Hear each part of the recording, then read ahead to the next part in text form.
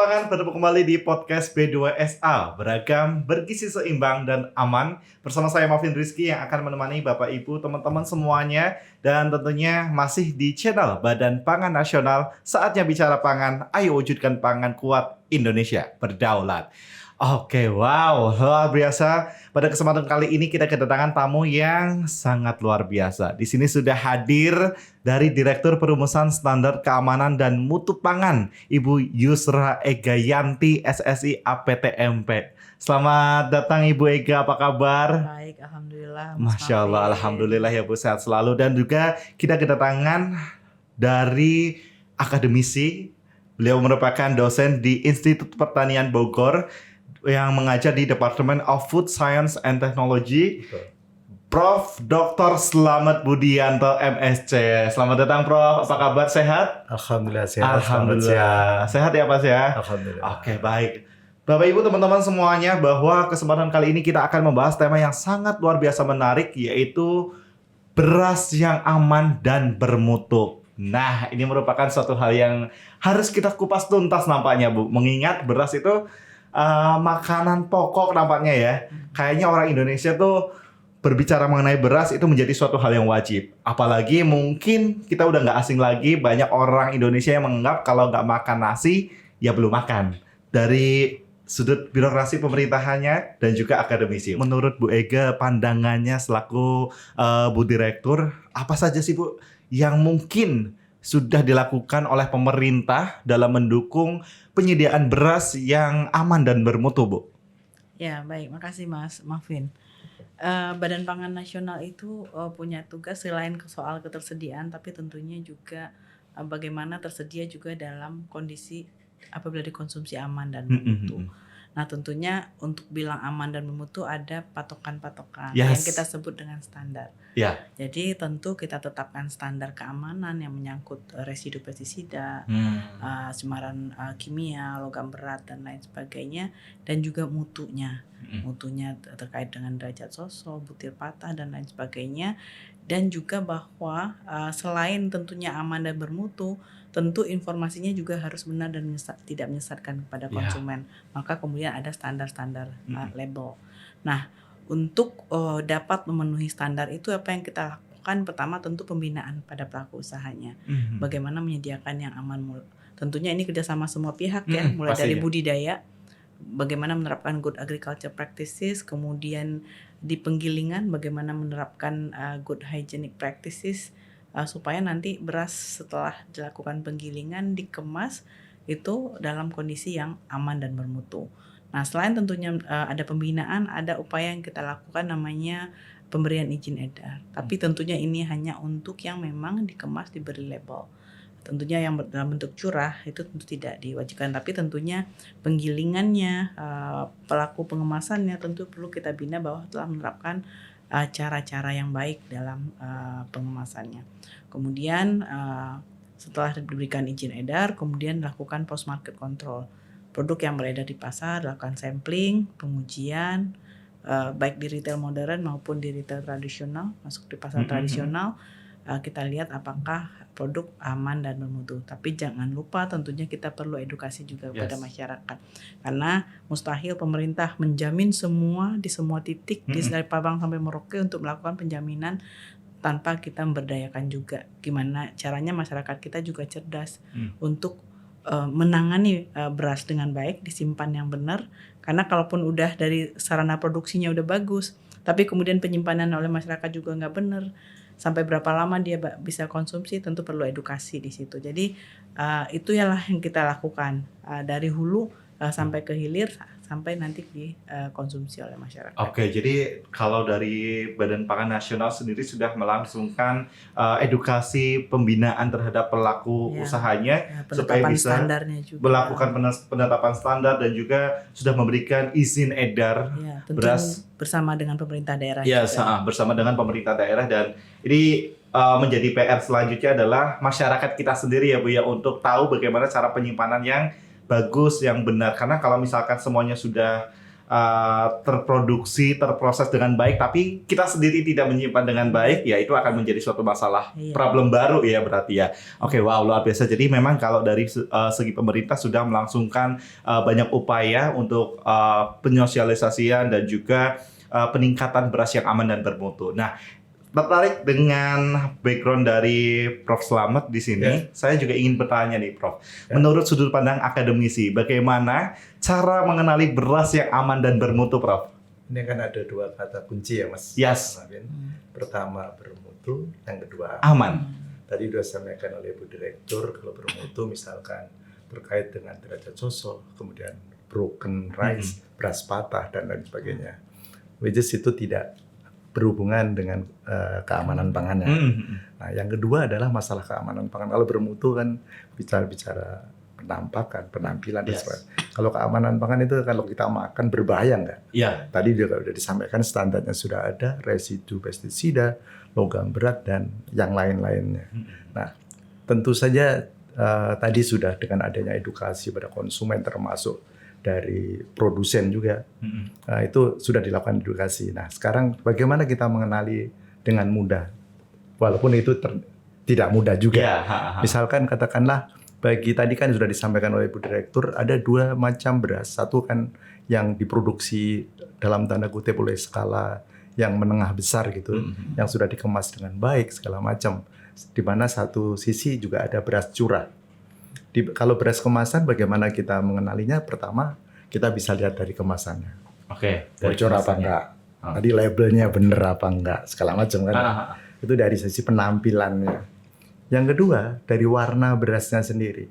Jadi beras yang itu mestinya ya, walaupun itu dipengaruhi oleh derajat sosok ya, artinya beras yang tidak menyimpang. Menyimpang itu misalkan kalau disimpan dalam kondisi yang tidak tepat, berubah warnanya menjadi kekuningan atau kehitaman. Berarti itu sudah dari sisi mutu dia sudah rusak ya, tidak bagus. Mungkin juga kalau warnanya kuning, mungkin juga dari aspek keamanan pangan juga tidak aman karena munculnya jamur yang bisa saja itu menghasilkan toksin itu. Dari beberapa penelitian yang cukup lama pada waktu itu, beras yang disimpan di kondisi yang tidak tepat ternyata ada warnanya kekuningan itu. Setelah dianalisis muncul juga Aspergillus flavus gitu ya, suatu jamur yang menghasilkan aflatoksin. Walaupun saat ini kan penyimpanan sudah jauh lebih baik, mudah-mudahan sudah tidak terjadi lagi gitu Mas ya. Jadi itu yang sulit sebetulnya saat ini mungkin juga Bu Direktur, kalau yang industri besar dia sudah melakukan beras putih itu tidak menggunakan bahan kimia.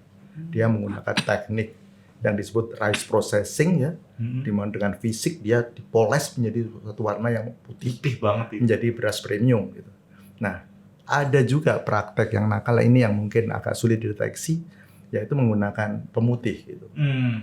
Nah, bagaimana mengenali itu? Mungkin kita bisa mencium. Jadi kalau ada warna aroma bahan kimia gitu ya mungkin dia menggunakan pemutih, walaupun itu sulit ya mungkin mendeteksinya, tapi itu terjadi walaupun tidak massal, tapi itu juga pernah ditemukan gitu Mas. Prof sudah menyampaikan berarti mengenai aman dan bermutu ini merupakan sudut pandang yang berbeda ya, dari mungkin saling melengkapi ya. Dan tentunya mungkin kita cara membedakannya bisa dari mungkin dari segi kemasannya, terus misalkan kita melihat penampilannya, warnanya juga harus diperhatikan ya Prof ya. Kadang kan kita ngerasa bahwa berasnya terlalu putih nih, wah ini beras premium nih, ternyata proses pemutihannya menggunakan bahan-bahan yang tidak aman untuk kita gunakan. Walaupun nggak banyak ya Mas, itu terjadi di beberapa penggilingan, bukan skala besar, yang skala menengah kecil gitu. Jadi untuk menghasilkan beras putih menggunakan bahan kimia. Tentu saja praktek ini yang harus kita edukasi terus. Betul. Ya.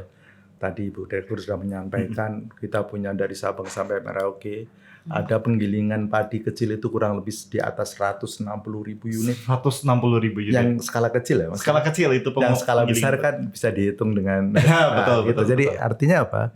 Yang skala besar karena dia menggunakan teknologi yang sudah canggih, jadi kita aman lah ya. Kalau kita bicara beras premium itu jarang gitu dia. Tapi kalau kita bicara beras putih yang tadi curah segala macam itu ada peluang, tapi kita nggak perlu ketakutan kan, kita bisa cium ya.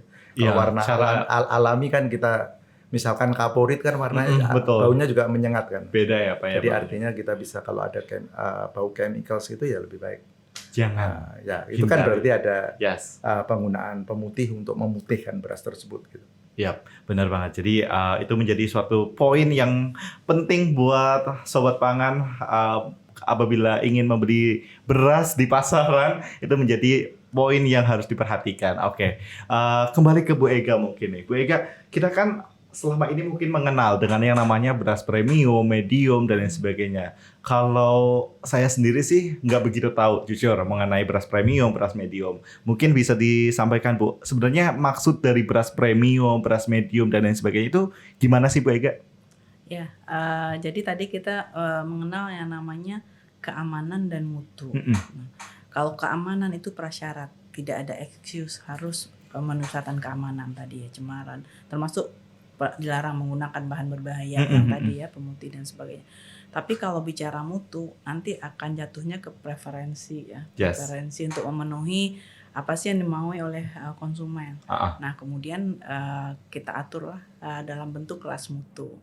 Nah kelas mutu tadi ada, kalau dulu hanya 2 kelas mutu, kalau sekarang itu ada 4 kelas mutu. Kalau dulu premium, medium, sekarang dengan peraturan Badan Pangan Nasional yang baru nomor 2 tahun 2023 itu kelas mutu ada 4, premium, medium, submedium, dan pecah atau broken. Submedium dan pecah. Nah, tambah. Itu lebih kepada perbedaannya adalah kalau kadar air sama derajat sosok itu hampir sama. Tapi yang perbedaannya hanya di butir patah. Jadi yang patahnya paling sedikit maksimal 15% itu premium gitu. Jadi kalau butir patahnya sedang-sedang ya 25% atau 40% itu submedium, bahkan broken. Ini kan lebih kepada preferensi. Kalau aman pasti aman. Kita beli beras broken pun yang kelas mutu yang paling bawah nggak apa-apa, dikonsumsi juga nggak apa-apa. Tapi nanti harganya akan ngikutin karena kan Badan Pangan juga menetapkan HET ya. HET tentunya akan ngikutin dengan sendirinya tentu di bawah HET. Tapi tetap itu adalah beras yang aman untuk dikonsumsi. Dan kelas mutu itu wajib dicantumkan pada label karena nanti dikaitkan dengan HET. Karena HET pun diwajib dicantumkan pada label. Jadi sama sekali bukan berarti yang medium, yang premium lebih aman daripada yang medium. Tidak. Sama amannya antara yang premium, medium, submedium ataupun broken, amannya sama. Tapi mutunya saja. Nah, mungkin yang broken bisa dipakai untuk membuat lontong misalnya, bikin lontongnya nggak perlu jam-jam ya Pak. Ya, betul. Pak Budianto. Tapi kalau bubur gitu ya. bikin bubur, ya. Tukang bubur kan nggak harus lama, lebih efisien juga kan, minyak ataupun gasnya nggak habis banyak karena bisa lebih cepat masaknya. Tapi kalau untuk yang bikin nasi yang mungkin perlu bagus penampakannya, sekali lagi karena mutu itu lebih kepada preferensi. Jadi perbedaannya di situ. Tadi tidak terkait dengan faktor keamanan. Tidak terkait dengan faktor keamanan. Jadi mau beras premium, mau medium, submedium, dan harus aman. Itu aman, itu menjadi suatu hal yang wajib. Mutlak ya Pak ya. Wajib ain. Fardu ain. Tapi kalau mengenai mutu, kita balik lagi dengan mungkin preferensi. Tadi kalau disampaikan mengenai fungsinya, terus yang paling penting mungkin dari budget ya Bu ya. Karena pasti akan bergantung dengan harga-harga beredar di pasar dari premium, medium, dan sampai mungkin pecah ya. Seperti itu. Wah, jadi kita tambah wawasan baru bahwa beras medium, premium itu semuanya aman sebenarnya. Tapi it depends on our budget, dengan budget kita dan juga mungkin kegunaannya seperti itu. Saya juga ingin bertanya ke Prof. Slamet nih mengenai penyimpanan beras. Kalau misalkan aman tadi udah menjadi suatu hal yang wajib, mau beras medium, premium, dan lain sebagainya. Nah, penyimpanan kan menjadi suatu hal yang wajib ya Prof ya. Kalau misalkan premium penyimpanannya nggak baik, nggak tepat pun akan menjadi suatu masalah baru. Nah, bagaimana sih Prof cara penyimpanan beras yang aman supaya beras tersebut tetap aman dikonsumsi? Baik, jadi kalau beras tadi salah satu standar yang penting itu adalah kadar air ya Bu Ega. Kadar airnya. Nah, kadar air relatif kering berasnya. Jadi kalau digigit itu tak gitu. Kalau digigit plus gitu berarti itu udah Ya, kadar airnya standar tinggi. kita 14%. 14%. Maksimal. Jadi 14% itu artinya apa? Dengan 14% itu beras ini awet, kemudian tidak mudah ditumbuhin jamur dan lain sebagainya. Jadi nanti impact-nya kualitas nanti hubungannya dengan keamanan juga. Kalau berasnya di atas 14% kan jamur tumbuh mungkin mengganggu keamanan juga. Itu penting. Jadi kemudian karena kadar air udah ditetapkan 14% tadi, pada waktu menyimpan kita harus juga perhatikan kondisi penyimpanan. Iya. Yang pertama misalkan kita menggunakan wadah harus bersih. Kenapa bersih? Kalau wadah kita tidak bersih mungkin membawa agen mikroba, bisa jamur, bisa segala macam, bisa telur dari serangga dan segala macam. Jadi harus bersih pertama. Jika memungkinkan harus tertutup biar nggak ada kontaminasi, serangga bisa masuk. Ya itu. Dan yang berikutnya penting ini adalah tadi karena terkait dengan kadar air tadi kering. Jadi di tempat yang kering kalau bisa kering dan tidak kena sinar matahari. Kalau dingin kan tuntutan yang terlalu berlebih, tapi kalau bisa di tempat yang sejuk dan kering, the best. Tapi kan yang penting adalah kering. Biasanya tempat sejuk itu karena kering. Jadi kalau kita tempat ber-AC biasanya kering. Tapi kan bukan persyaratan sejuknya itu, yang penting keringnya. Kenapa kering? Karena kalau kita misalkan tadi udah 14%, kemudian relative humidity atau kelembapan dari tempat penyimpanan itu tinggi dan wadahnya terbuka, air dari udara bisa masuk ke beras. Sampai keseimbangan, jadi kadar air meningkat, jamur tumbuh gitu. Jadi itu yang harus kita lakukan. Nah, bisa yang persoalan kalau kita menyimpan lama tadi, kalau sudah kering segala macam, mungkin saja karena si beras tadi membawa telur daripada serangga. Muncul serangga kan. Nah, gimana mengatasi itu? Sebetulnya kearifan lokal kita, Pak. Itu yang penting ya, kearifan lokal. Jadi kearifan lokal itu adalah suatu knowledge yang sudah turun-temurun ya, menggunakan suatu rempah-rempah yang aromatik. Tapi harus kering ya. Misalkan daun jeruk purut, kemudian cengkeh, kayu manis itu bisa dicampurkan di situ. Karena kering jadi nggak membuat basah kan. Jangan sampai daun jeruk basah. Jadi kan jadi lembab. Nah, gitu. Jadi harus kering itu dibasuh kan kayak nggak nyambur. Nggak ada masalah apa-apa sehingga dia dapat mencegah munculnya serangga di sana. Jadi serangga nggak mau datang di sana. Jadi itu ikhtiar kearifan lokal itu menjadi penting. Jadi itu yang kayak gitu sederhana tapi bisa dilakukan gitu. Oke, jadi memang dari tempat penyimpanannya juga harus bersih, kering, terus kalau bisa tidak langsung terpapar oleh sinar matahari. Kalau jika memungkinkan juga harus tertutup. Ada ikhtiar-ikhtiar khusus namanya dari Prof. Slamet ini mungkin bisa dilakukan juga untuk tetap menjaga ininya juga tadi daun-daun jeruk kering ya, Mas? Yang jeruk kering perut pasti, ya, jeruk perut kering, kayu manis dan sebagainya. Kan wangi juga kan? Iya, betul. Dua berasnya jadi wangi ya. Tapi harus istilahnya repelen serangga. Jadi penolak serangga. Penolak serangga. Ya, menarik. Secara alami. Jadi kan bisa misalnya kearifan lokal itu bisa lah dicari di masing-masing daerah yang ada di sana.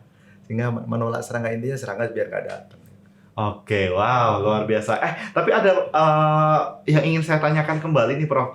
Untuk penyimpanan beras meskipun sudah di tempat yang tadi disampaikan oleh Prof. Berapa lama sih, Prof, masa penyimpanan beras yang aman? Kadang kan saya sendiri sebagai mungkin buat teman-teman yang tinggal sendiri gitu kan, pernah beli beras, disimpannya di tempat yang benar, kering, tidak terpapar sinar matahari, aman pokoknya lah ya Pak. Tapi ternyata kita lupa bahwa kita masih punya beras nih. Sampai mungkin ketimbun sebulan baru ingat. Apalagi tinggal sendiri yang biasanya beli makan, mau coba-coba masak, masih punya beras nih, mau masak sendiri tapi ternyata beras yang udah lama. Aman nggak, Prof? Insya Allah aman, tergantung dari tadi derajat sosonya ya. Tapi kan standar sudah menetapkan derajat sosonya 95% ke atas ya Bu ya. Iya. Jadi artinya sebetulnya kalau masih bekatulnya nempel, jadi belum bersih, itu kemungkinan kan kerusakannya kalau tidak serangga tadi ada oksidasi yang membuat beras itu menjadi apek kan gitu. selama sebetulnya kalau kadar airnya terjaga, sinar matahari nggak masuk, harusnya 6 bulan juga nggak apa-apa, Mas. 6 bulan nggak apa-apa malah ya, Harusnya. Prof. Tapi kan yang jadi persoalan udara tadi bisa Betul. terjaga loh ya. Jadi kalau udara kelembapannya di atas di atas kadar air dari beras tadi, jadi relative humidity-nya, dia akan masuk. Nah, itu yang akan jadi masalah. Betul. Dan kelihatan kok menggumpal lah Iya. pada beras tersebut. Kalau udah menggumpal kan itu pasti kadar airnya benar meningkat. Kemungkinan di situ ada jamur gitu. I see. Kemungkinan. Oke. Peluangnya ada jamur, oleh karena itu ya kalau udah menggumpal ya lebih baik. Dibuang seperti itu. Nah, jangan dibuang lah, itu menjadi Food waste. food waste. food waste ya. Kan bisa jadi pakan. Pakan. Iya benar-benar. Jadi kita harus buat hewan peliharaan kita harus ya, Pak, ya. berpikir jadi harus berpikiran bagaimana ya dicuci bersih dikasih bahan berdarah. I see. Ya, Jadi betul. kan- Tambahan lagi membelinya atau menyimpannya itu kita butuh berapa sih? Kalau misalnya butuhnya sedikit Nah, aja, nggak usah beli banyak-banyak. Jadi Kalau butuh- belinya sesuai dengan Kebutuhan kebutuhan kita ya. supaya nanti Baru nyimpannya nggak terus. lama. dan baru terus. Harus baru kalau bisa memang belinya sesuai kebutuhan supaya baru terus. Ya. Tapi kadang malas bolak-balik ke pasar ya. Kan 1 kilo misalkan 1 bulan gitu ya. Sebetulnya intinya beras itu yang beras baru itu pasti lebih enak dibandingkan beras Ya. lama. Cuman memang Berasa. bagi orang Jawa yang dulu susah beras itu, dia beli beras lama kalau di tanah volumenya lebih mengembang dibandingkan beras baru. Jadi itu kan lagi-lagi preferensi. I see. Tapi intinya kalau kita jaga kemasannya dengan baik, apalagi tadi apalagi tadi dengan kita mengatur bagaimana pembelian bukan tiap minggu, sebulan sekali saya kira aman. Oke. Ya kan Sebulan sekali belanja jangan.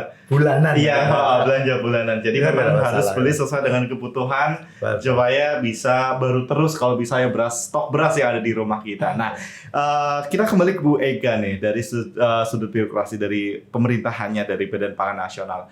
Kalau kita ketahui juga bahwa beberapa kali Indonesia itu melangsungkan impor beras dari mungkin Thailand atau mungkin Vietnam. Nah, Bu, menurut Bu Direktur, bagaimana jaminan keamanan dan mutu terhadap beras impor tersebut, Bu? Karena kan pasti mungkin memiliki standar yang berbeda ya tiap-tiap negara. Itu gimana cara dari mungkin Badan Pangan mengoptimalkan mutu beras tersebut dari hasil impor, Bu?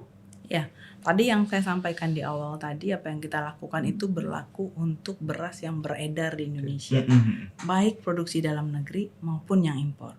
Kita nggak boleh ada double standar. Yes. Standarnya sama, standar keamanannya sama, standar mutunya juga sama. Jadi tidak ada perbedaan.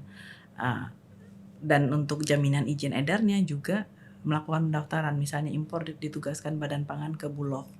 Nanti Bulog melakukan pendaftaran izin edar ke Badan Pangan. Nanti pada saat pendaftaran izin edar, prasyarat tadi semuanya diuji.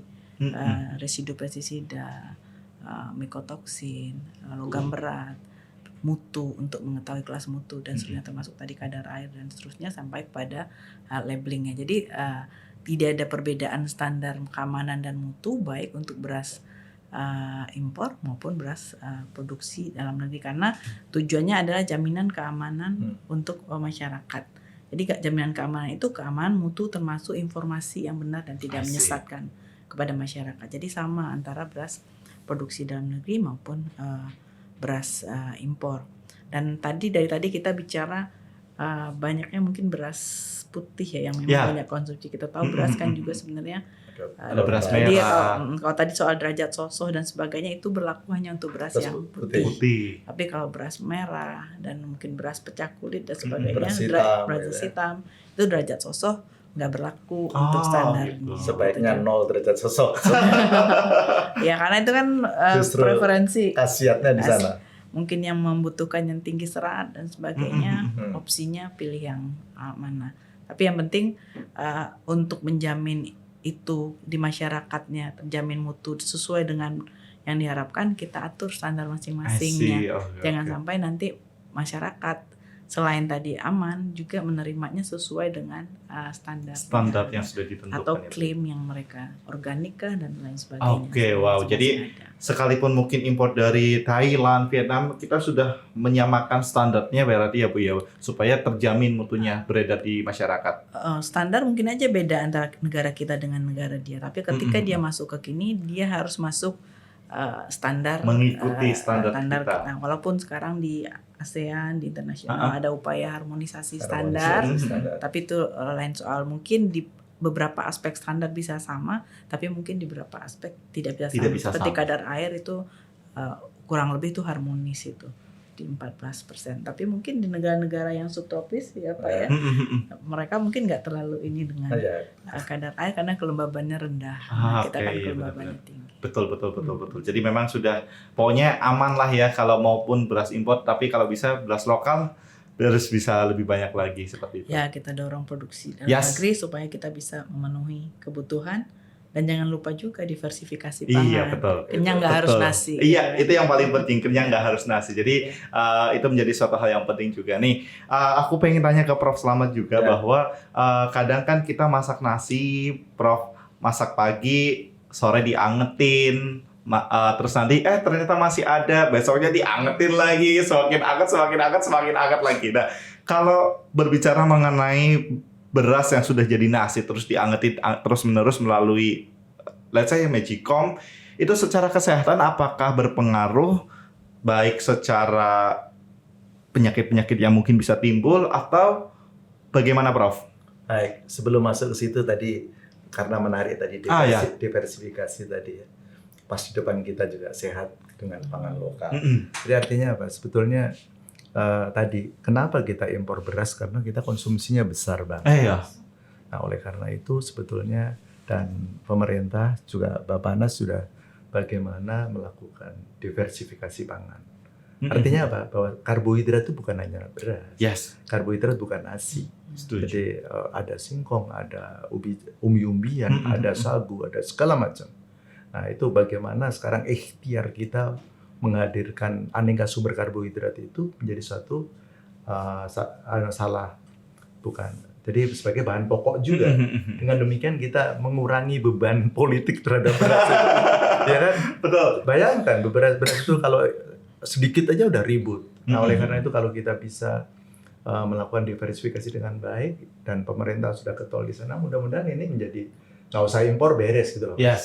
Karena Allah sudah memberikan Indonesia dengan biodiversitas yang luar biasa, termasuk sumber karbohidrat ini gitu loh.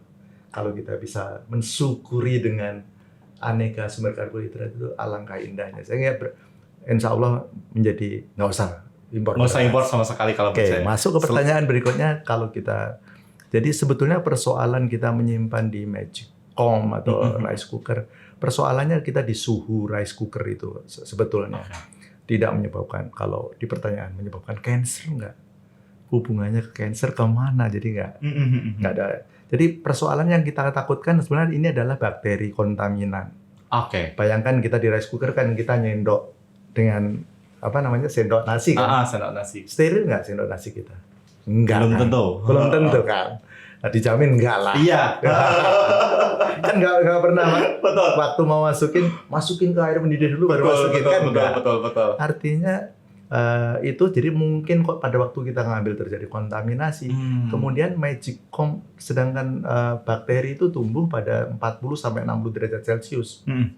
Nah, kalau angetnya itu anget di 40 sampai 60 derajat Celcius, kemudian ada kemungkinan kontaminasi. Terkontaminasi. Bakteri misalkan. Jadi yang sering terjadi adalah bakteri Bacillus cereus, kemudian Streptococcus aureus dan juga Salmonella. Notabene kalau ini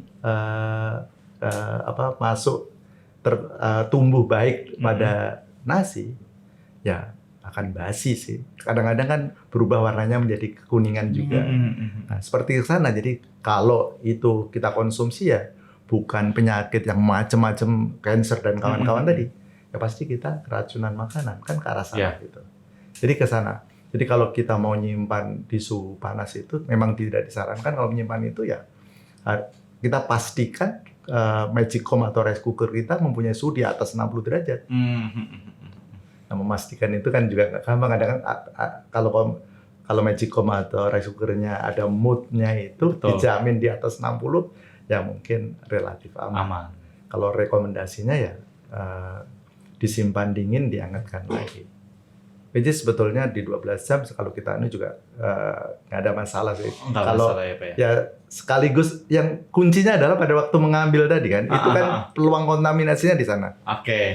Semakin jorok kita ngambil itu semakin di situ. Jadi itu peluang kontaminasinya di sana. Sekali ada kontaminasi dan suhunya 40 sampai 60, angetnya itu berkembang biak dengan baik bakterinya tadi. Oke. Jadi ada 3 tadi, Bacillus cereus, Staphylococcus aureus, dan Salmonella mungkin. Yang notabene di tangan kita ini nempel gitu. Iya, loh. betul. Jadi pas kita ngambilnya ngambil itu berarti menjadi suatu hal yang harus kita perhatikan ya. Jadi itu dan ya. Pak Prof.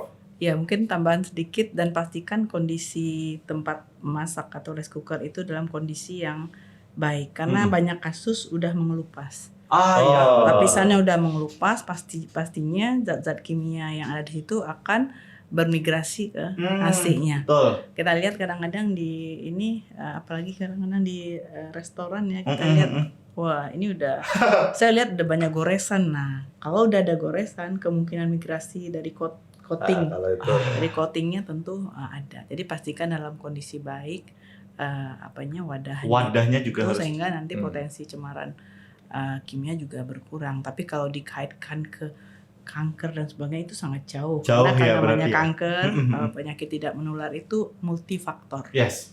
Tidak hanya memang pangan salah satu faktor risiko, tapi banyak hal, ada rokok, alkohol, kurang aktivitas fisik, stres. Nah, itu juga faktor risiko, tapi makanan salah satu faktor risiko. Oke, jadi yang paling penting mungkin dari suhunya kita harus perhatikan. Itu karena faktor penyebab bakteri mungkin bisa mengontaminasi nasi itu sendiri dari cara kita ngambil wadahnya sudah masih aman atau enggak, itu menjadi suatu hal yang perlu diperhatikan juga teman-teman. Jadi aman ya kalau misalkan sore mau dimakan lagi selama suhunya di atas 60, insya Allah bakteri itu akan terbunuh ya Pak ya. Ya, jadi kan sebetulnya indikasinya kan mudah aja. Kalau sudah terkontaminasi itu kan pasti ada sedikit becek berlendir segala macam. Jadi pasti kita makannya juga nggak nyaman lah. Nggak nyaman, nggak enak Pak rasanya. Iya, betul. Sebetulnya ya tadi sekali lagi kalau kita mengkonsumsi mau enak, berasnya beras baru.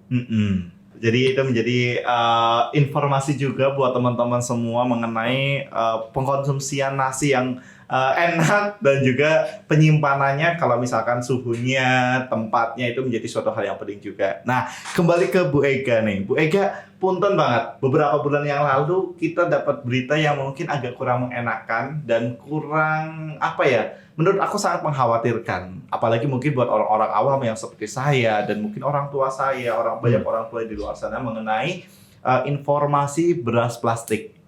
Beras plastik beredar di pasaran. Nah, ini kan sangat serem ya kalau misalkan kita baca tanpa mengetahui hal yang jelas adanya. Nah, kalau mengenai informasi beras plastik yang beredar beberapa bulan yang lalu, apa yang dilakukan oleh pemerintah, khususnya mungkin Badan Pangan Nasional terhadap isu-isu tersebut, Bu Ega?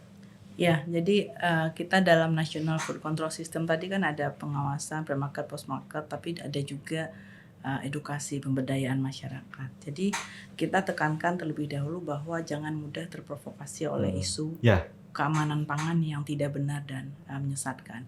Harus melakukan klarifikasi terlebih dahulu ke sumbernya. Ada beberapa tips ya, bagaimana kalau kita menerima isu keamanan pangan itu yang kita misalnya ragu, ya tanyakan ke ini kayak sekarang kan, tanyakan ke ahlinya, ask the expert kan gitu ya. Kemudian tanya kepada lembaga yang berwenang. Kemudian lihat berita yang serupa apakah emang ada. Atau lihat juga jangan-jangan ini udah kaset rusak diulang-ulang. Tempo-tempo berapa tahun yang lalu ada, berapa tahun lagi nanti muncul lagi. Ini ada apa? Nah itu kami mengeluarkan pesan-pesan edukasi, berkoordinasi dengan pemerintah daerah. Walaupun sebenarnya itu nanti biar Pak Slamet, Pak Budi yang nanti yang menjelaskannya. Tapi tentu sebagai pengawas, ya kita sebagai klarifikasi kita koordinasi juga dengan teman-teman daerah untuk memastikan walaupun logika sederhananya itu nggak mungkin. Gitu. Tapi kenapa nggak mungkin? Biar nanti Pak Slamet aja yang menjelaskan. Siap. Kita berkoordinasi dengan daerah, tentu kita lihat. Soalnya kan isunya setelah mengkonsumsi itu jatuh sakit. Kok yang sakit dia doang gitu kan. Iya. Gitu kan, kok yang sakit. Itu kan makanya masyarakat itu harus cerdas. Harus kritis kok ya. Dia sakit, kok yang sakit dia doang. Kayaknya kalau yang dia jualan udah lama, dia jualan udah bertahun-tahun di situ. Artinya semua konsumennya harusnya sakit juga. Iya, gitu. betul. Nah, ya udah sisa makanannya ya kita ambil, kemudian lakukan uji lab. Walaupun mungkin kalau masukin ke uji lab mungkin orang ketawa juga, mau uji apaan gitu kan. Tapi paling nggak sebagai langkah SOP-nya seperti itu ya kita lakukan. Tapi terus kita mengedukasi masyarakat, menghimbau bahwa istilahnya itu tabayun ya, klarifikasi. Apakah memang itu isu benar-benar hoax? isu. Nah sekarang pun di dalam regulasi di Undang-Undang Pangan dan juga PP Keamanan Pangan itu dikatakan setiap orang bertanggung jawab atas informasi keamanan pangan yang dia sebarkan. Jadi kita menerima nih laporan pengaduan masyarakat, kita terima sebagai bagian dari pengawasan yang dilakukan oleh masyarakat.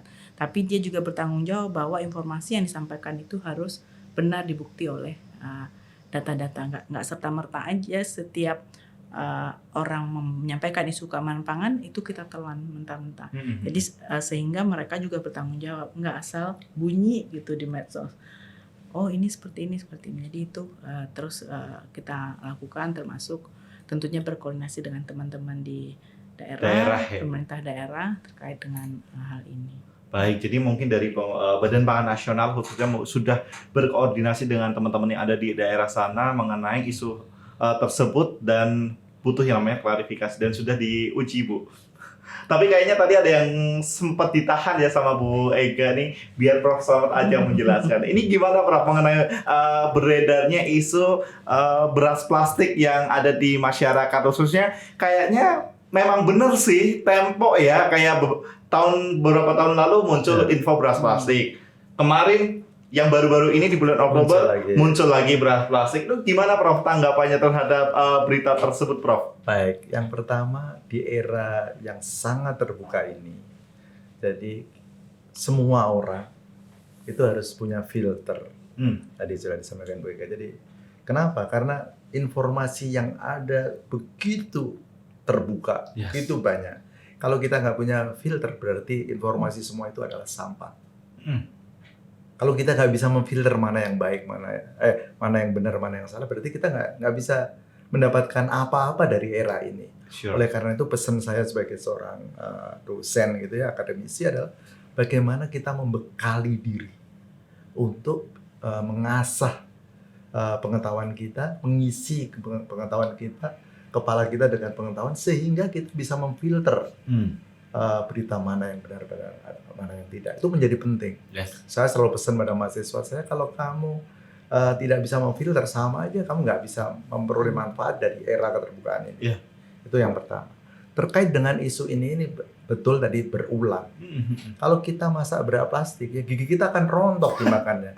Karena di tanahnya nggak akan dia jadi nasi. Keras gitu loh. Keras. Jadi itu menjadi suatu yang sebetulnya suatu isu yang dengan mudah bisa dipatahkan. Coba kita itu aja plastik kemasan itu, coba kita rebus gitu, meleleh. Nggak akan meleleh. Kalau kena panas langsung dipanaskan, kena nanti suhunya di atas tinggi gitu ya, itu akan meleleh. Api ya dibakar. Tapi kalau direbus dia nggak akan meleleh, nggak akan meleleh, paling peot gitu. Tapi tetap wujudnya plastik, jadi keras, jadi nggak mungkin. Nah yang menarik adalah di isu yang sebelumnya, pada waktu isu beras plastik dimunculkan, karena saya peneliti beras analog, Ibu, artificial rice, justru beras analog saya buat dari jagung laris gitu. Lucu juga itu.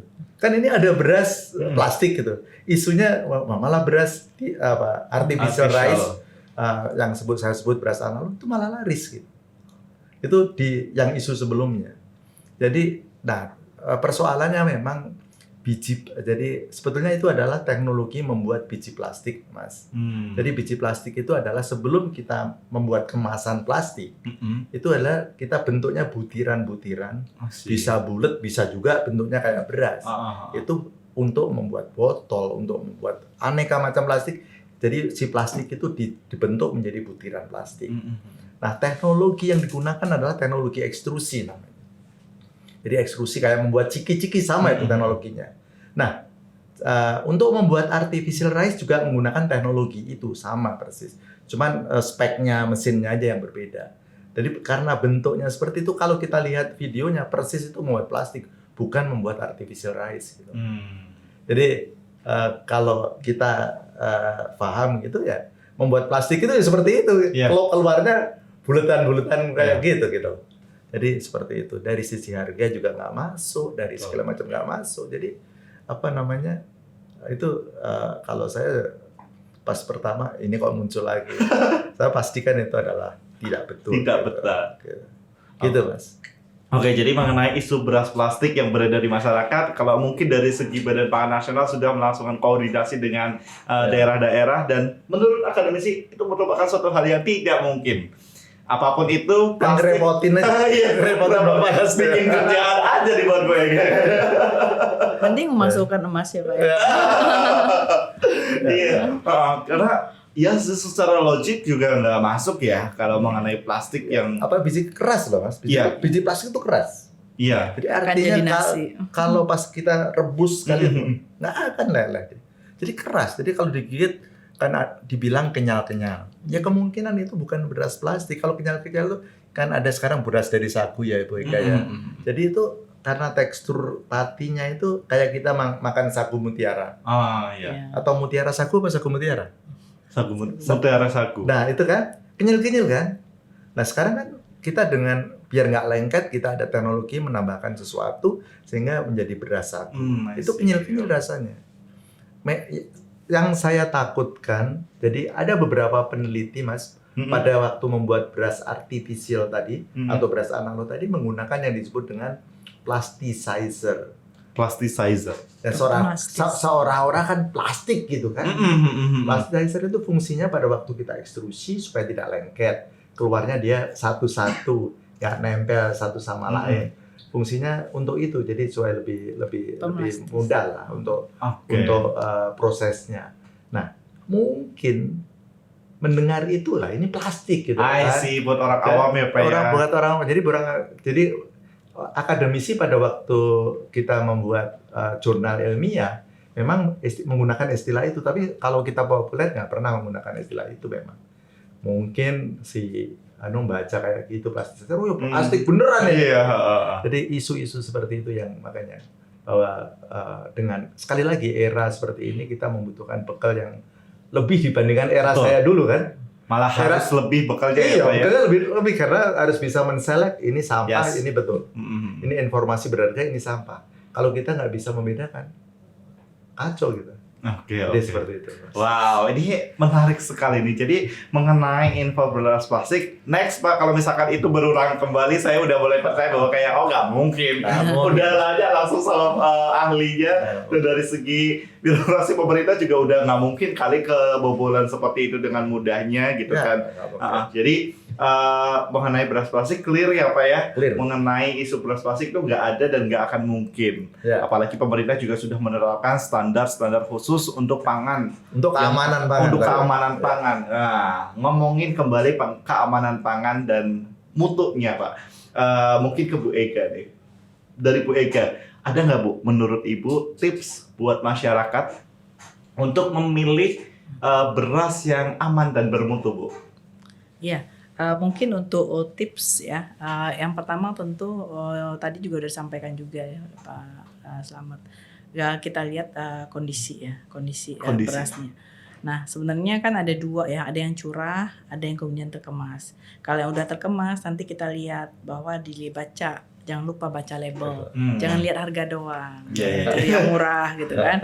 Baca labelnya, apakah sudah survei membuktikan harga itu lebih menentukan dibandingkan dengan informasi yang penting lainnya dalam label. Makanya mulai saat ini ya kita harus jadi konsumen cerdas.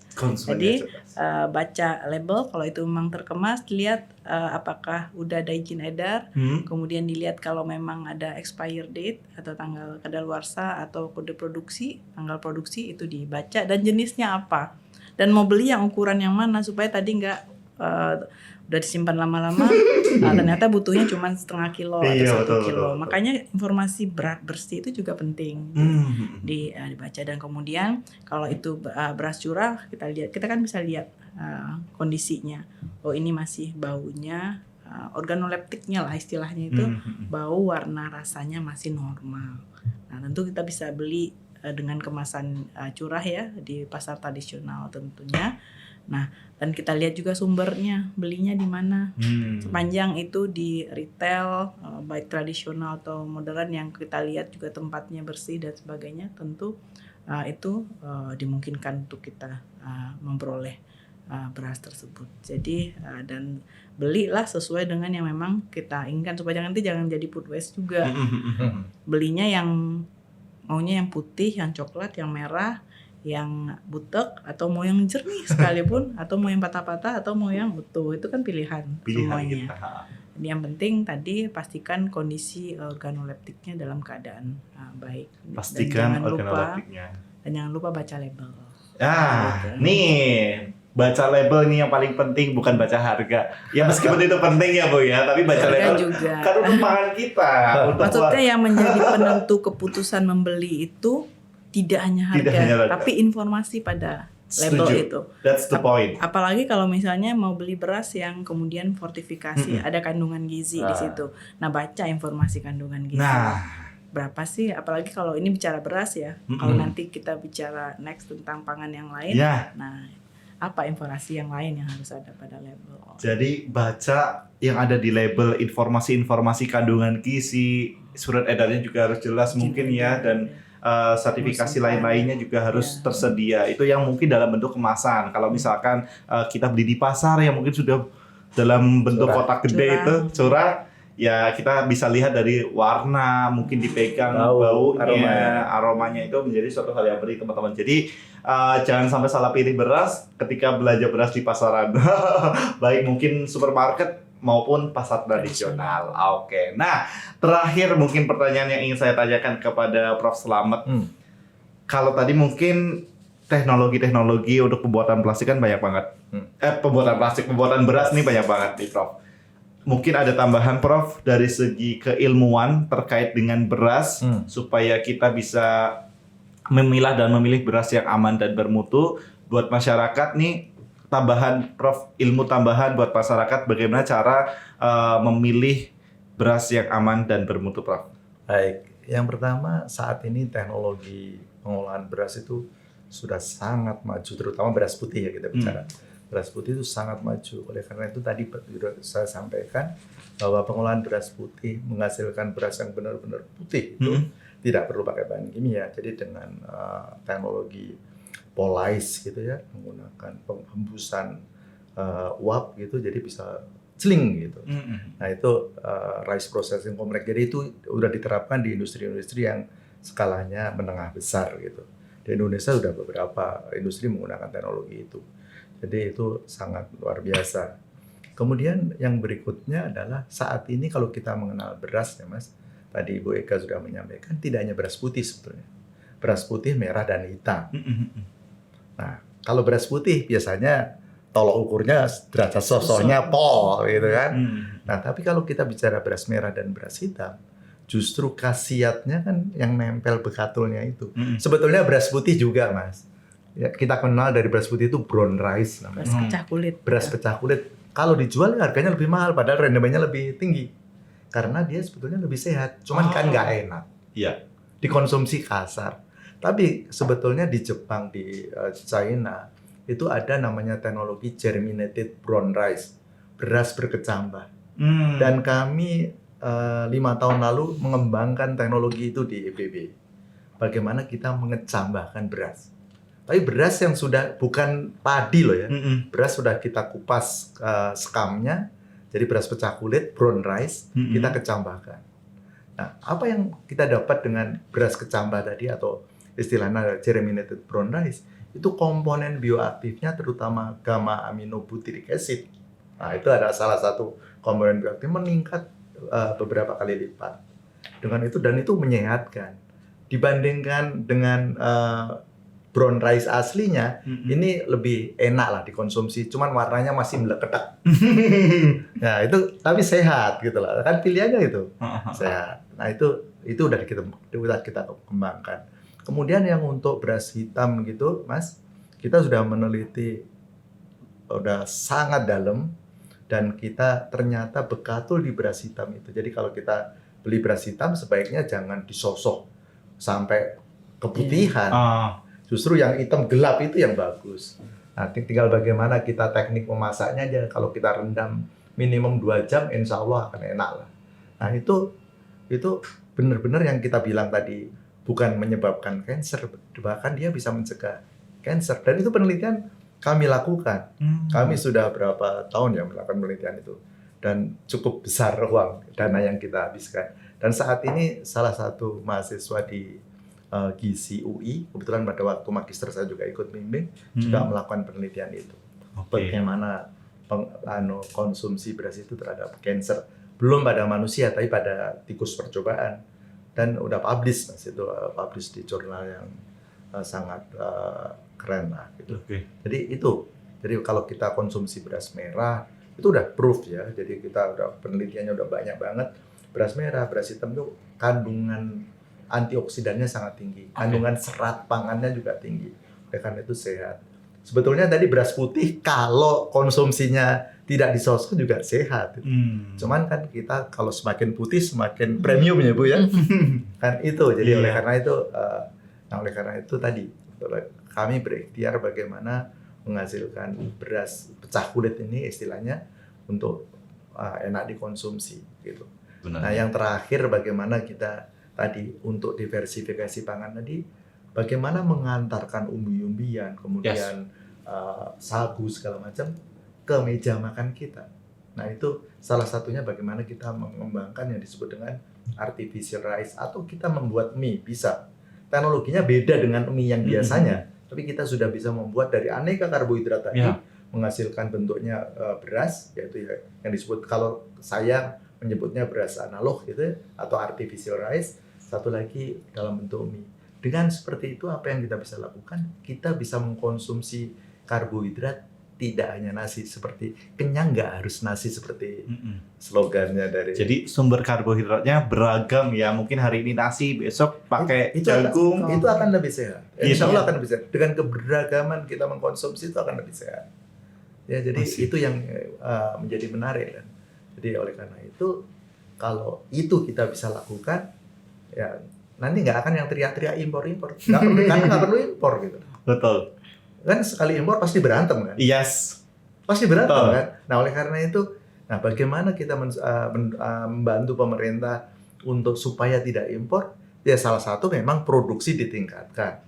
Tapi yang salah lainnya adalah bagaimana kita mengkonsumsi sumber karbohidrat tidak hanya dari nasi. Yes. Jadi udah nggak ada cerita kalau belum makan nasi belum makan, nggak ada cerita.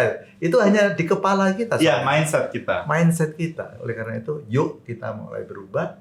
Jadi kita konsumsi karbohidrat sebagai pangan pokok kita itu tidak hanya nasi. Oke, wow, luar biasa sekali, Prof. Slamet, Bu Ega, terima kasih. Ini informasinya sangat luar biasa banyak. Ini kalau anak sekarang ngomongnya obrolan kita ini daging semua, karena mengenai keamanan pangan, memilih beras yang aman dan bermutu itu menjadi suatu hal yang penting. Dan yang paling penting teman-teman, karbohidrat ini tidak hanya bersumber dari nasi, dan kita juga harus memilih karbohidrat kalau bisa beragam supaya bisa mendukung juga.